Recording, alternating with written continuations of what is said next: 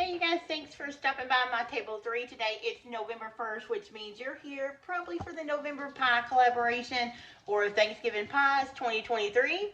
This is the second year I've hosted this collaboration. It's one of my favorites. I've looked forward to it all year since the last one. So many great YouTubers are going to be putting out a pie recipe each day for you.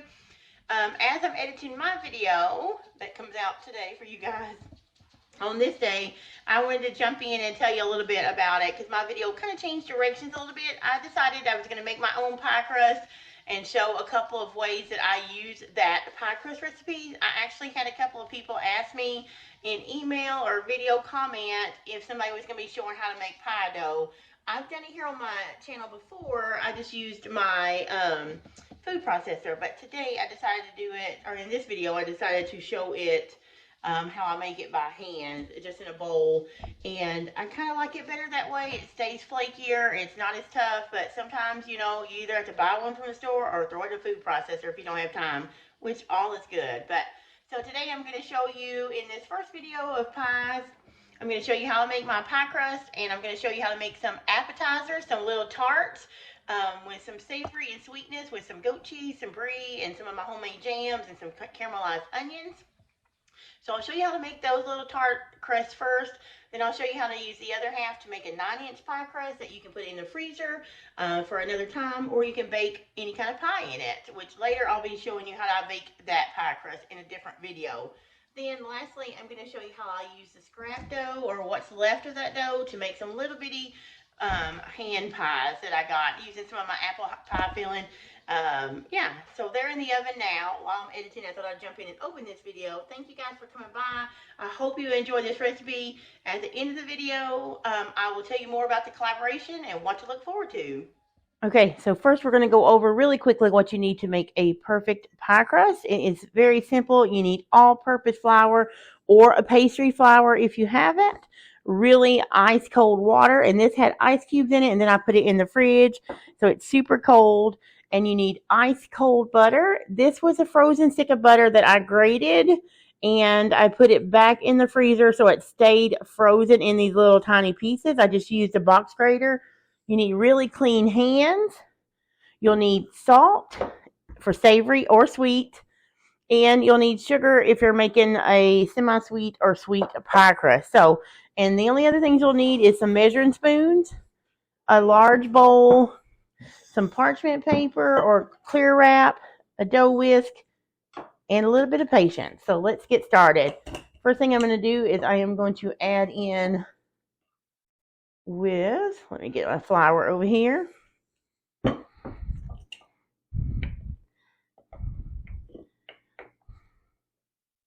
This is a 1/2 cup measuring spoon. I love these because they fit right into my things.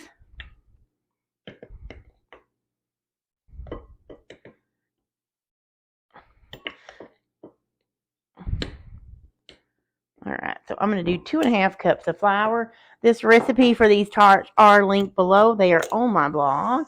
And there is some variations that you could do in the blog post right above the blog recipe card. So we got our all-purpose flour there. I'm going to go ahead and put in this little bit of sugar. Remember, mine are going to be some sweet and savory tarts. So I am going to go ahead and put the sugar in. But you can leave it out if you're going to do more savory, like maybe an onion and feta or a caramelized onion and brie. You can leave that sugar out of this so it'd be savory. Okay, then I'm going to do a pinch of salt, and I mean just like that right in there. And then I am going to sprinkle in this butter. Remember, we have clean hands. We're going to sprinkle that in, and then I kind of mix it around. The key to this is that you do not want to overmix, because you want that butter to stay in pieces. You do not want it to melt. Okay. And so if your hands run hot, like I do, you don't want to melt the butter. So I kind of just do it really fast like this. Okay, and then you can just kind of pinch it together, kind of like you're wanting to get that breadcrumb or consistency of little crumbs. You don't want to melt the butter, right? We just want to make it crumbly. Okay.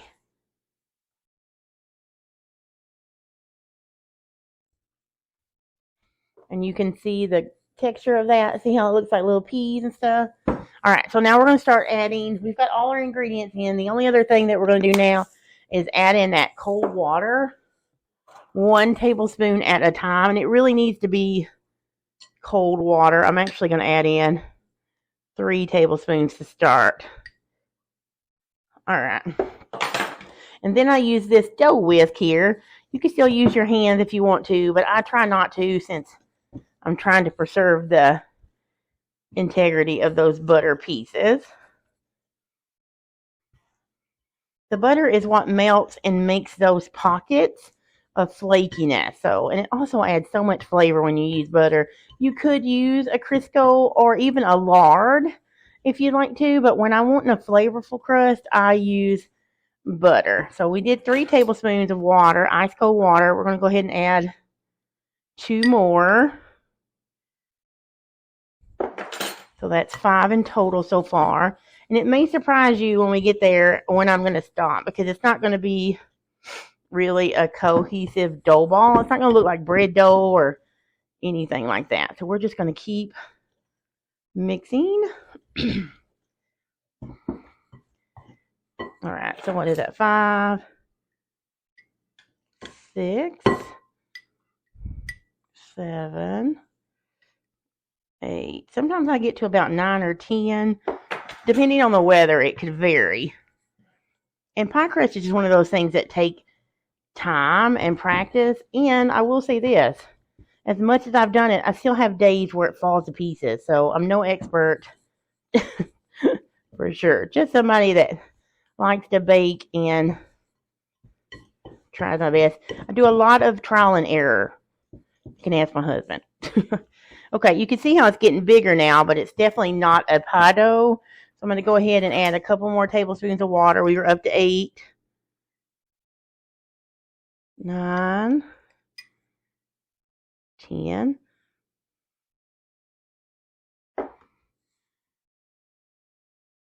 11. Now let's see.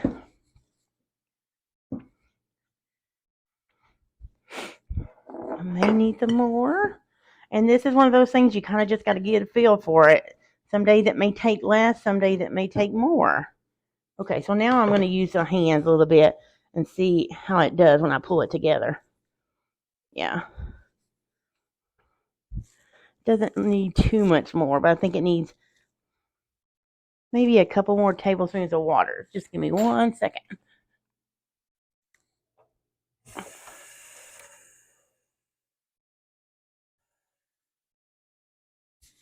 Okay, let's try that. Okay.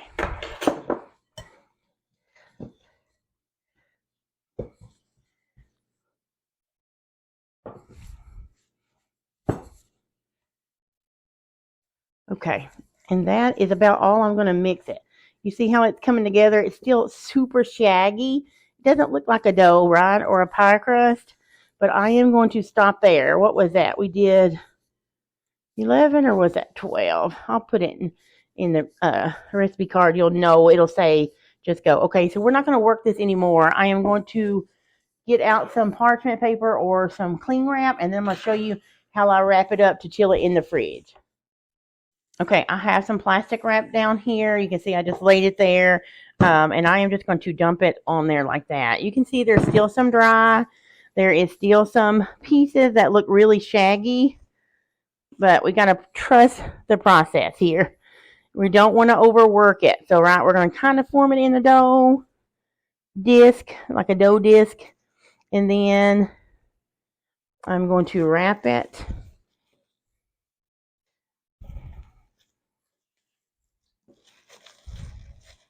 Tightly. Want it tight so it doesn't dry out.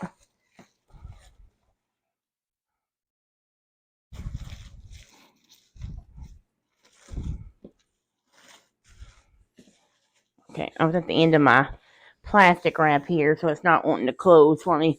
But you just wrap it tight like this, and you're going to refrigerate it. I am actually going to leave mine probably overnight, but you need to leave this in the fridge for at least a couple hours so it will start to hold together. But I'll come back and show you when I get ready to roll this out what it looks like. the next day, my dough has been in the fridge overnight. You don't have to overnight it. You can just do it for 2 or 3 hours. Just let it get really cold. That flour in the pie crust will soak up the moisture that we put in it. The butter will stay cold. It's just going to yield for an easier dough to work with the longer it chills. So now, if it gets too hard, you can set it out and let it come to room temperature a little bit. But if you did it right, it will be soft. I don't know if you can see this, but you can squeeze it still. So this should be easy to roll out. I'm just putting a little bit of this flour on my work surface here so we can roll it out. I have my mini tart pan, which is what we're going to bake these little savory pie or tarts in for our appetizers. I have some circular cutters here that just come in this box. I'll link some of these below in case you're interested in those. And then I'm going to use this size, which is just slightly bigger than the tart pan openings, so that I'll have a little bit to stand up.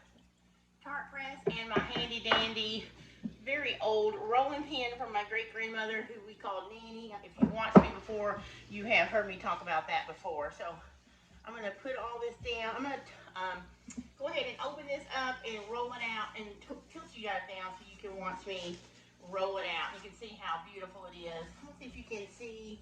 Can you still see the butter pieces in there? The lighter colors? That's the butter, and that's what you want. So I'm going to go ahead and put this down and tilt you guys down. I already have flour covering me. That's why these aprons are so important, right? If you work with half at a time, your other will stay cold and it won't get overworked. So I'm going to wrap this half back up and we're going to work with this out. Okay. So I'm going to go ahead and get started. Also going to put these over here so I can reach it. Can you guys see how that, let me lower you guys for a little bit so you can see, because I know some of you are interested in the pie dough itself. So it shouldn't stick if it's done and you have your flour. So we're going to roll it out. I'm going to show you guys. You might can see the butter better now, but anyway. So put some flour on here. And you don't want to overwork your pie dough, so you want to roll it out as easily and as quick as you can. And remember, we're cutting this out, so I don't have to do it in a round circle like you would a pie. But if you were, you could just measure your pie pan and you would just roll this out a little bit larger than what the size of your pie plate is. And we don't want this super thick. We want them to be thin and crispy so they'll be a nice bite, but we also don't want them so thin that they are going to break when we put them in or push them into the pie tray. Alright. So this recipe that I gave you would make 2 pie crusts if you're using a 9-inch pie plate, or it would probably make at least probably 36. See that? Of these little bites. Maybe a few more. So it's probably about 1/4 of an inch thick in some places. So I'm going to roll it a little bit more over here to make it. Alright, you guys can gauge how thin you want it. You know how to roll it. About 1/4 to 1/8 of an inch thick. My cutter, I'm going to go ahead and dip it in the flour. Just did that. And I'm just going to start cutting them out.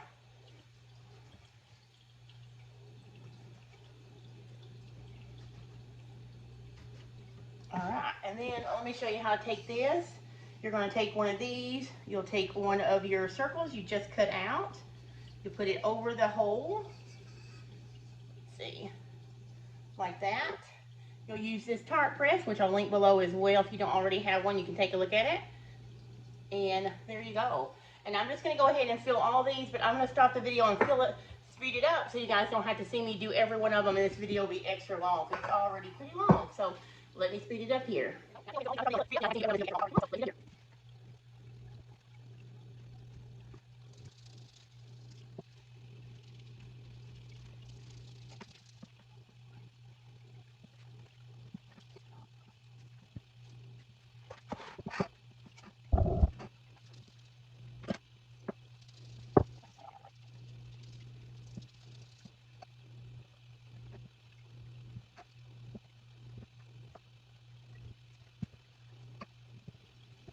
Okay, so I got all 24 of those done out of half of this, and I had this little bit left.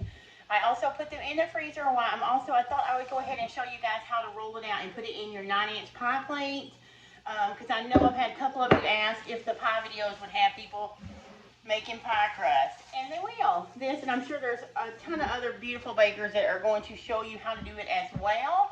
And some may use store-bought, which is fine because I've done that before. In some of my videos last year, may have saw me do store-bought when I have time. So let's roll this one out. Let me turn it down and show you how to fit my pie plate really quick, because it's a pie video. If it goes a little bit longer, it's pie, right? Totally worth it. So this is just the other half of the dough. Gonna flour my, now we're gonna need to roll it into a circle to fit our pie.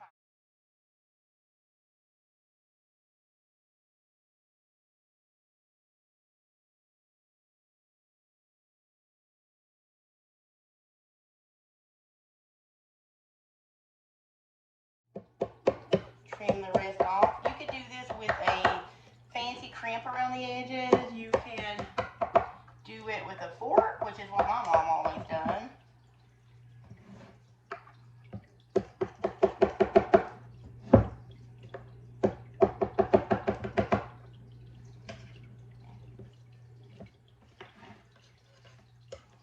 So however you want to decorate the side is good.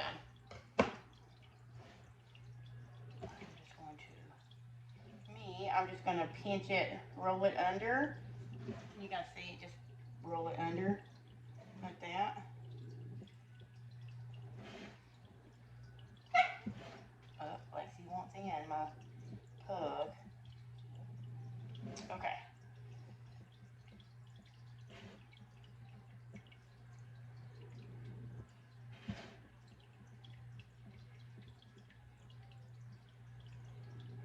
Well, I roll it under like that, and then I'm going to take a fork.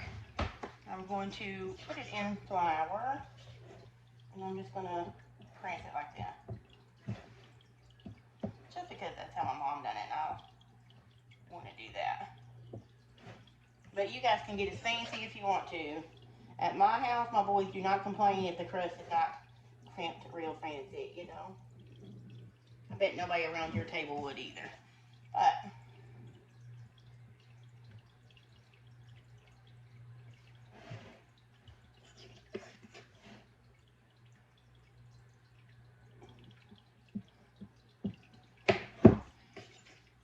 and I always suggest that once you get your pie crust done, even if you're going to blind bake it, which means put it from raw, bake it before you put the filling in it, I suggest you put it in the freezer for a while, for about 30 minutes, for it to at least get hardened up again, because that will also help with the shrinking. So, but remember, some keys are don't overwork it, don't over-roll it, don't overthink it, because it's going to taste delicious even if it looks like crimped like a fork.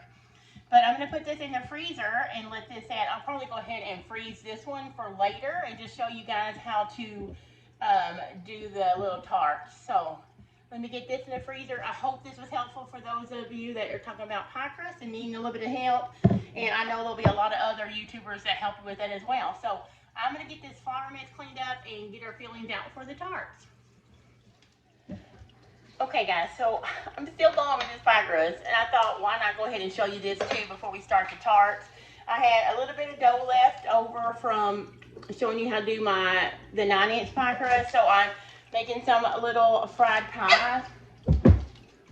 I'm sorry, that's the dog. Auntie, can you grab her? I have some apple pie filling that I can myself. You've probably already seen that video. If you have not, I will put it in the description below. It's just the ball recipe out of the ball book. I will link that video below. And so I have been just making these. I've just been using a smaller cutter, and then I fill them and crimp them with a fork.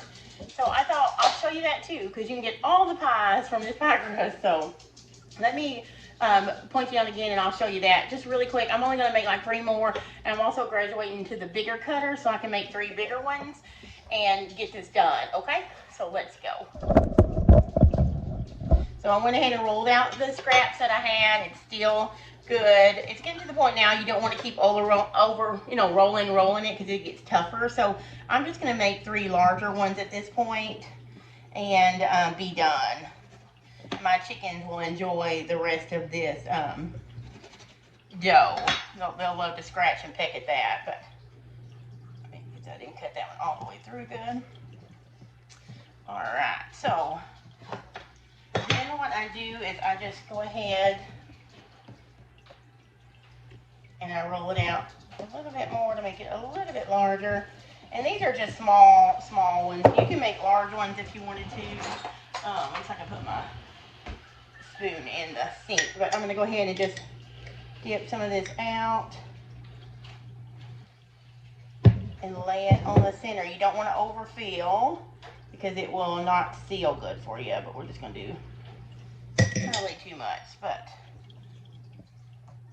Mom's a little overworked on the pies now. You just fold them over like that. Just take your fork in the flour and you just crimp those together like that.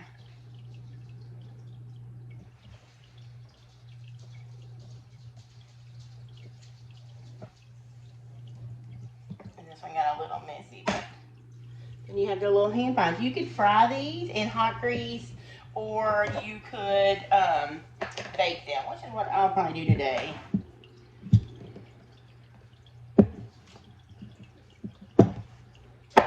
This one I'm going to feel less because, you know.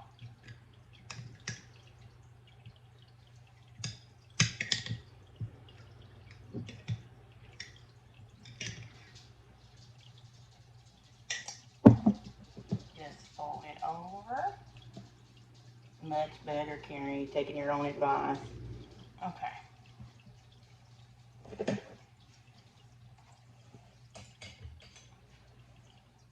And crank the edges together.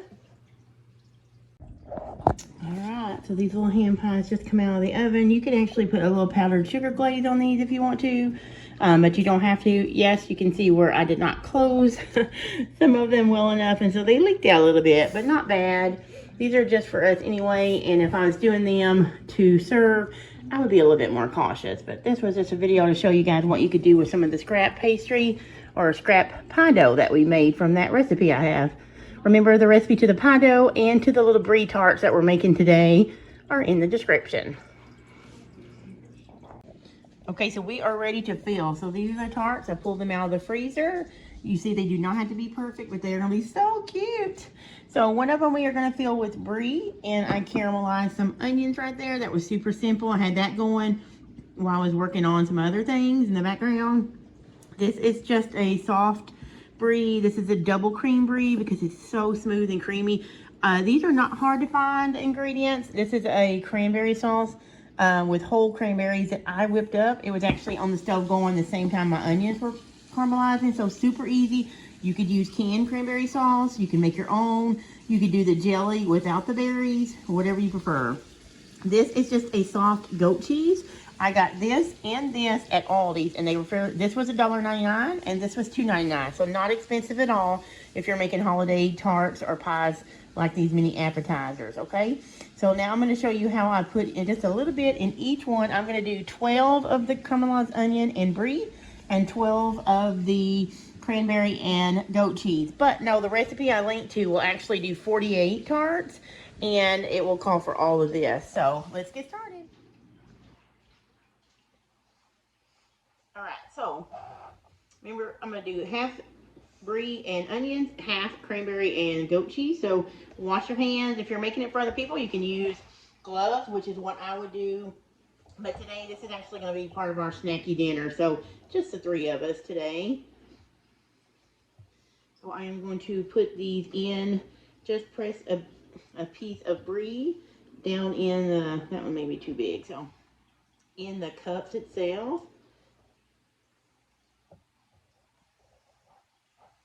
And you may be wondering if you could eat the rind. You can eat the rind. If you prefer not to, you can definitely take it off if you'd like to. This one is a double cream, so it's very soft.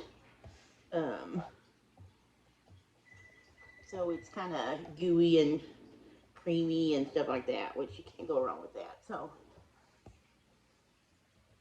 I'm not going to take it off. I'm going to leave it. This is not my son's favorite. He likes the cranberry and the goat cheese. He's not a fan of the brie with the things. Okay, and so then what I'm going to do is I'm going to take some of the onions and let me see if I can, and you're just going to kind of lay it over the top of the brie. You can kind of press it down.